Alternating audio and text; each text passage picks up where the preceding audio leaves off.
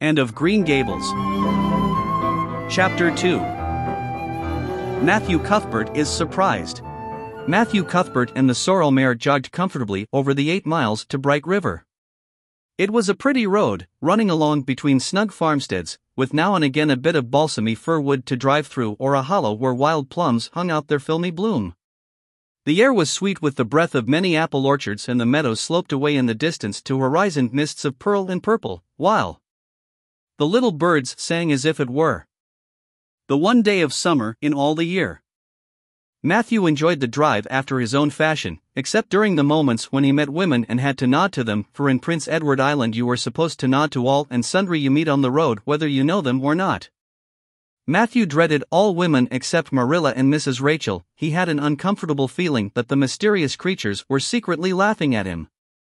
He may have been quite right in thinking so, for he was an odd-looking personage, with an ungainly figure and long iron-gray hair that touched his stooping shoulders, and a full, soft brown beard which he had worn ever since he was 20. In fact, he had looked at 20 very much as he looked at 60, lacking a little of the grayness. When he reached Bright River there was no sign of any train. He thought he was too early, so he tied his horse in the yard of the small Bright River Hotel and went over to the station house. The long platform was almost deserted, the only living creature in sight being a girl who was sitting on a pile of shingles at the extreme end. Matthew, barely noting that it was a girl, sidled past her as quickly as possible without looking at her. Had he looked he could hardly have failed to notice the tense rigidity and expectation of her attitude and expression. She was sitting there waiting for something or somebody, and, since sitting and waiting was the only thing to do just then, she sat and waited with all her might and main. Matthew encountered the station master locking up the ticket office preparatory to going home for supper, and asked him if the 5:30 train would soon be along. "The 5:30 train has been in and gone half an hour ago," answered that brisk official. "But there was a passenger dropped off for you, a little girl. She's sitting out there on the shingles. I asked her to go into the ladies' waiting room, but she informed me gravely that she preferred to stay outside. There was more scope for imagination, she said. She's a case, I should say." "I'm not expecting a girl," said Matthew blankly. "It's a boy I've come for. He should be here. Mrs. Alexander Spencer was to bring him over from Nova Scotia for me." The station master whistled. "Guess there's some mistake," he said. "Mrs. Spencer came off the train with that girl and gave her into my charge. Said you and your sister were adopting her from an orphan asylum and that you would be along for her presently. That's all I know about it, and I haven't got any more orphans concealed hereabouts." "I don't understand," said Matthew helplessly, wishing that Marilla was at hand to cope with the situation. "Well, you'd better question the girl," said the station master carelessly. "I dare say she'll be able to explain. She's got a tongue of her own, that's certain. Maybe they were out of boys of the brand you wanted."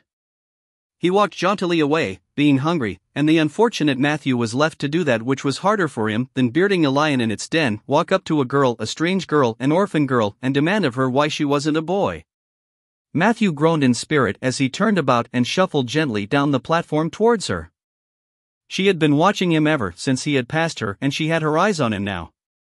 Matthew was not looking at her and would not have seen what she was really like if he had been, but an ordinary observer would have seen this: a child of about 11, garbed in a very short, very tight, very ugly dress of yellowish-gray wincey. She wore a faded brown sailor hat, and beneath the hat, extending down her back, were 2 braids of very thick, decidedly red hair. Her face was small, white and thin, also much freckled. Her mouth was large and so were her eyes, which looked green in some lights and moods and gray in others. So far, the ordinary observer, an extraordinary observer, might have seen that the chin was very pointed and pronounced, that the big eyes were full of spirit and vivacity, that the mouth was sweet-lipped and expressive, that the forehead was broad and full. In short, our discerning extraordinary observer might have concluded that no commonplace soul inhabited the body of this stray woman-child of whom shy Matthew Cuthbert was so ludicrously afraid. Matthew, however, was spared the ordeal of speaking first, for as soon as she concluded that he was coming to her she stood up, grasping with one thin brown hand the handle of a shabby, old-fashioned carpet-bag, the other she held out to him. "I suppose you are Mr. Matthew Cuthbert of Green Gables," she said in a peculiarly clear, sweet voice. "I'm very glad to see you." I was beginning to be afraid you weren't coming for me, and I was imagining all the things that might have happened to prevent you. I had made up my mind that if you didn't come for me tonight, I'd go down the track to that big wild cherry tree at the bend, and climb up into it to stay all night. I wouldn't be a bit afraid, and it would be lovely to sleep in a wild cherry tree all white with bloom in the moonshine, don't you think? You could imagine you were dwelling in marble halls, couldn't you? And I was quite sure you would come for me in the morning, if you didn't tonight. Matthew had taken the scrawny little hand awkwardly in his. Then and there he decided what to do. He could not tell this child with the glowing eyes that there had been a mistake. He would take her home and let Marilla do that. She couldn't be left at Bright River anyhow, no matter what mistake had been made, so all questions and explanations might as well be deferred until he was safely back at Green Gables. "I'm sorry I was late," he said shyly. "Come along. The horse is over in the yard. Give me your bag." "Oh, I can carry it," the child responded cheerfully. "It isn't heavy. I've got all my worldly goods in it, but it isn't heavy. And if it isn't carried in just a certain way, the handle pulls out, so I'd better keep it because I know the exact knack of it. It's an extremely old carpet bag." "Oh, I'm very glad you've come, even if it would have been nice to sleep in a wild cherry tree. We've got to drive a long piece, haven't we? Mrs. Spencer said it was 8 miles. I'm glad because I love driving. Oh, it seems so wonderful that I'm going to live with you and belong to you. I've never belonged to anybody, not really. But the asylum was the worst. I've only been in it 4 months, but that was enough. I don't suppose you ever were an orphan in an asylum, so you can't possibly understand what it is like. It's worse than anything you could imagine. Mrs. Spencer said it was wicked of me to talk like that, but I didn't mean to be wicked. It's so easy to be wicked without knowing it, isn't it? They were good, you know, the asylum people. But there is so little scope for the imagination in an asylum, only just in the other orphans. It was pretty interesting to imagine things about them, to imagine that perhaps the girl who sat next to you was really the daughter of a belted earl, who had been stolen away from her parents in her infancy by a cruel nurse who died before she could confess. I used to lie awake at nights and imagine things like that, because I didn't have time in the day. I guess that's why I'm so thin. I am dreadful thin, ain't I? There isn't a pick on my bones. I do love to imagine I'm nice and plump, with dimples in my elbows." With this, Matthew's companion stopped talking, partly because she was out of breath and partly because they had reached the buggy. Not another word did she say until they had left the village and were driving down a steep little hill, the road part of which had been cut so deeply into the soft soil that the banks, fringed with blooming wild cherry trees and slim white birches, were several feet above their heads. The child put out her hand and broke off a branch of wild plum that brushed against the side of the buggy. "Isn't that beautiful? What did that tree, leaning out from the bank, all white and lacy, make you think of?" she asked. "Well now, I dunno," said Matthew. "Why, a bride, of course, a bride all in white with a lovely misty veil. I've never seen one, but I can imagine what she would look like. I don't ever expect to be a bride myself. I'm so homely nobody will ever want to marry me unless it might be a foreign missionary. I suppose a foreign missionary mightn't be very particular. But I do hope that someday I shall have a white dress. That is my highest ideal of earthly bliss. I just love pretty clothes. And I've never had a pretty dress in my life that I can remember, but of course it's all the more to look forward to, isn't it? And then I can imagine that I'm dressed gorgeously. This morning when I left the asylum I felt so ashamed because I had to wear this horrid old wincey dress. All the orphans had to wear them, you know. A merchant in Hopeton last winter donated 300 yards of wincey to the asylum. Some people said it was because he couldn't sell it, but I'd rather believe that it was out of the kindness of his heart, wouldn't you? When we got on the train I felt as if everybody must be looking at me and pitying me. But I just went to work and imagined that I had on the most beautiful pale blue silk dress, because when you are imagining you might as well imagine something worthwhile, and a big hat all flowers and nodding plumes, and a gold watch, and kid gloves and boots. I felt cheered up right away and I enjoyed my trip to the island with all my might.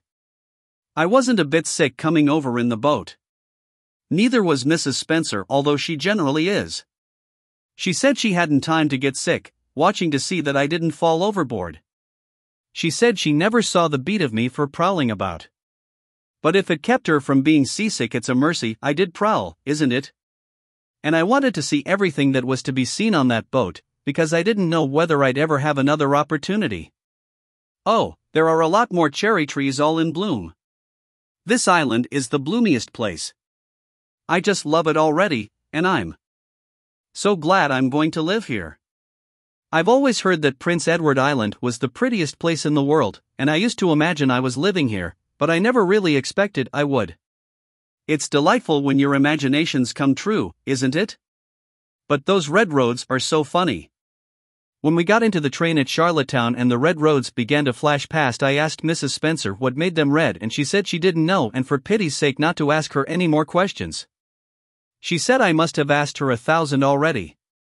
I suppose I had, too, but how you going to find out about things if you don't ask questions? And what does make the roads red? Well now, I dunno, said Matthew. Well, that is one of the things to find out sometime. Isn't it splendid to think of all the things there are to find out about? It just makes me feel glad to be alive. It's such an interesting world. It wouldn't be half so interesting if we know all about everything, would it? There'd be no scope for imagination then, would there? But am I talking too much? People are always telling me I do. Would you rather I didn't talk? If you say so, I'll stop. I can stop when I make up my mind to it, although it's difficult. Matthew, much to his own surprise, was enjoying himself. Like most quiet folks, he liked talkative people when they were willing to do the talking themselves and did not expect him to keep up his end of it. But he had never expected to enjoy the society of a little girl. Women were bad enough in all conscience, but little girls were worse. He detested the way they had of sidling past him timidly, with sidewise glances, as if they expected him to gobble them up at a mouthful if they ventured to say a word. That was the Avonlea type of well-bred little girl. But this freckled witch was very different, and although he found it rather difficult for his slower intelligence to keep up with her brisk mental processes, he thought that he kind of liked her chatter. So he said, as shyly as usual, "Oh, you can talk as much as you like. I don't mind." "Oh, I'm so glad. I know you and I are going to get along together fine. It's such a relief to talk when one wants to and not be told that children should be seen and not heard. I've had that said to me 1,000,000 times if I have once. And people laugh at me because I use big words. But if you have big ideas, you have to use big words to express them, haven't you?" "Well now, that seems reasonable," said Matthew. "Mrs. Spencer said that my tongue must be hung in the middle. But it isn't, it's firmly fastened at one end." "Mrs. Spencer said your place was named Green Gables." "I asked her all about it. And she said there were trees all around it." I was gladder than ever. I just love trees. And there weren't any at all about the asylum, only a few poor weeny teeny things out in front with little whitewashed cagey things about them. They just looked like orphans themselves, those trees did. It used to make me want to cry to look at them. I used to say to them, "Oh, you poor little things. If you were out in a great big woods with other trees all around you and little mosses and June bells growing over your roots and a brook not far away and birds singing in your branches, you could grow, couldn't you? But you can't where you are. I know just exactly how you feel, little trees." I felt sorry to leave them behind this morning. You do get so attached to things like that, don't you? Is there a brook anywhere near Green Gables? I forgot to ask Mrs. Spencer that. Well now, yes, there's one right below the house. Fancy. It's always been one of my dreams to live near a brook. I never expected I would, though.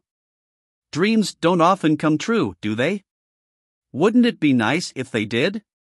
But just now I feel pretty nearly perfectly happy. I can't feel exactly perfectly happy because, well, what color would you call this? She twitched one of her long glossy braids over her thin shoulder and held it up before Matthew's eyes. Matthew was not used to deciding on the tints of ladies' tresses, but in this case there couldn't be much doubt. "It's red, ain't it?" he said. The girl let the braid drop back with a sigh that seemed to come from her very toes and to exhale forth all the sorrows of the ages. "Yes, it's red," she said resignedly. Now you see why I can't be perfectly happy. Nobody could who has red hair. I don't mind the other things so much, the freckles and the green eyes and my skinniness. I can imagine them away. I can imagine that I have a beautiful roseleaf complexion and lovely starry violet eyes. But I cannot imagine that red hair away. I do my best. I think to myself, now my hair is a glorious black, black as the raven's wing. But all the time I know it is just plain red and it breaks my heart. It will be my lifelong sorrow. I read of a girl once in a novel who had a lifelong sorrow, but it wasn't red hair. Her hair was pure gold rippling back from her alabaster brow. What is an alabaster brow? I never could find out. Can you tell me?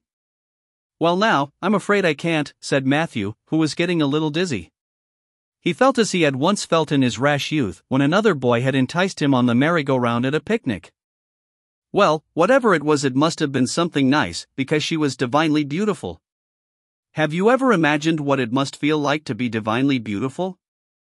Well now, no, I haven't, confessed Matthew ingenuously. I have, often. Which would you rather be if you had the choice, divinely beautiful or dazzlingly clever or angelically good? Well now, I don't know exactly.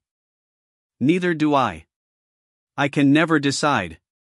But it doesn't make much real difference, for it isn't likely I'll ever be either. It's certain I'll never be angelically good. Mrs. Spencer says, "Oh, Mr. Cuthbert. Oh, Mr. Cuthbert. Oh, Mr. Cuthbert." That was not what Mrs. Spencer had said, neither had the child tumbled out of the buggy nor had Matthew done anything astonishing. They had simply rounded a curve in the road and found themselves in the avenue. The avenue, so called by the Newbridge people, was a stretch of road 400 or 500 yards long, completely arched over with huge, wide-spreading apple trees, planted years ago by an eccentric old farmer. Overhead was one long canopy of snowy fragrant bloom.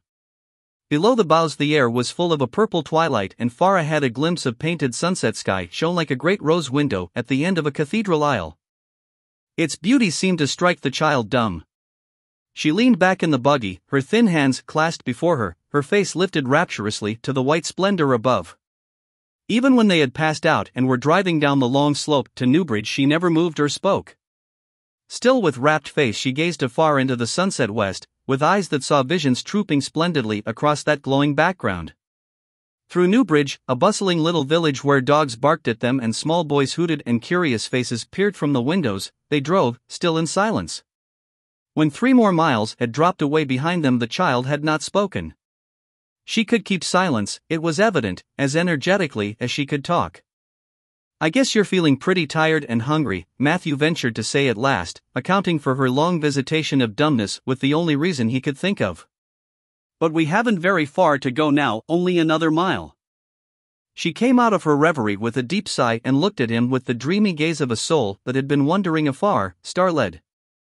"Oh, Mr. Cuthbert," she whispered, "that place we came through, that white place, what was it?"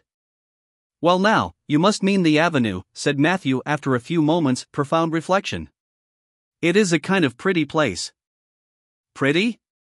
Oh, pretty doesn't seem the right word to use. Nor beautiful, either. They don't go far enough. Oh, it was wonderful, wonderful. It's the first thing I ever saw that couldn't be improved upon by imagination.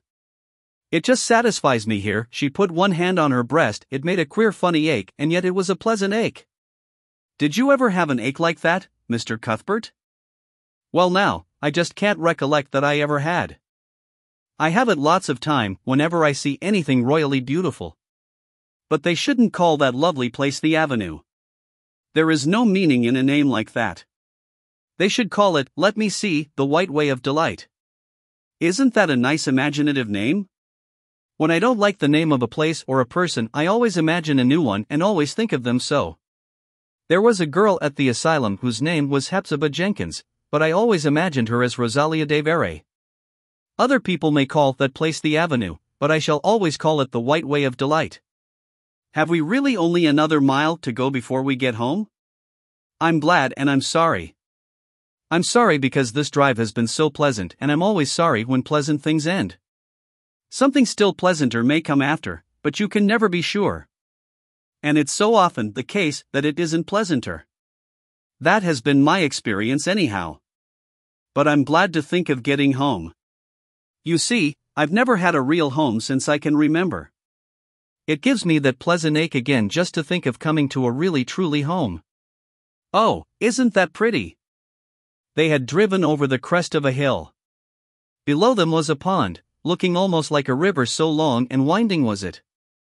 A bridge spanned it midway, and from there to its lower end, where an amber-hued belt of sandhills shut it in from the dark blue gulf beyond, the water was a glory of many shifting hues, the most spiritual shadings of crocus and rose and ethereal green, with other elusive tintings for which no name has ever been found.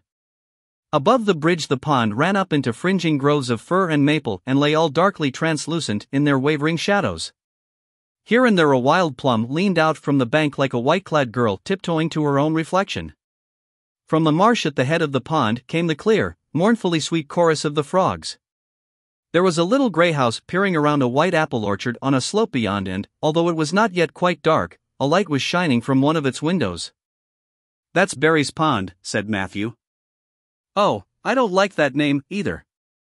I shall call it, let me see, the Lake of Shining Waters." "Yes, that is the right name for it. I know, because of the thrill. When I hit on a name that suits exactly, it gives me a thrill." "Do things ever give you a thrill?" Matthew ruminated. "Well now, yes. It always kind of gives me a thrill to see them ugly white grubs that spade up in the cucumber beds. I hate the look of them." "Oh, I don't think that can be exactly the same kind of a thrill." "Do you think it can? There doesn't seem to be much connection between grubs and lakes of shining waters, does there? But why do other people call it Barry's Pond?" "I reckon because Mr. Barry lives up there in that house. Orchard Slope's the name of his place. If it wasn't for that big bush behind it, you could see Green Gables from here.